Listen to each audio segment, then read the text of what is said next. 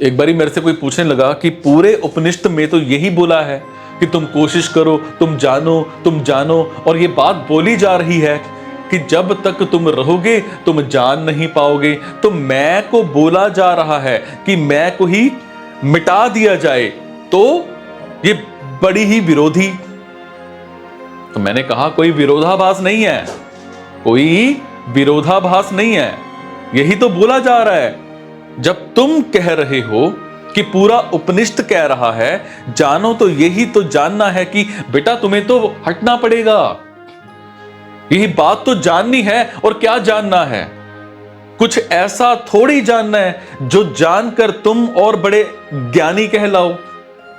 यही जानना है कि तुम ही गड़बड़ हो, तुम्हारा ही मामला फंसा हुआ है, जानने को और कुछ भी नहीं है। सारा जानना तुम्हारे नकार का काम है। परमात्मा को पाने जैसा क्या है?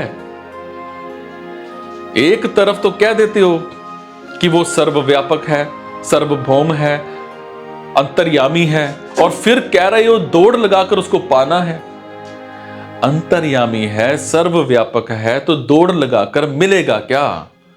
वो तो हर जगह होगा, बस उस जगह नहीं होता जहां पर तुम होते हो। और एक बिल्कुल खाली स्थान है जहां बस तुम मौजूद हो और तुमसे कोई कह सके कि जगह को खाली कर दो चलो, या इसको पलट कर कैसे कहते हैं कि उसको कोई कहे कि इस जगह में खालीपन लाना है, और तुम और दौड़ लगा रहे हो कि खालीपन कहीं से ढूंढ करके ले आऊं, खालीपन कहीं से ढूंढ करके ले आऊं। तो तुम्हें एक बात ही समझ में नहीं आ रही है क्या?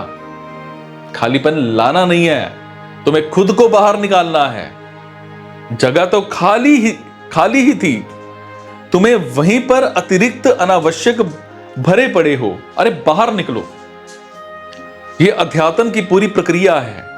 खालीपन चाहिए और उस खालीपन में तुम ही बाधा हो, तुम्हें ही बाहर हटना है। तो सारा ज्ञान बस यही है।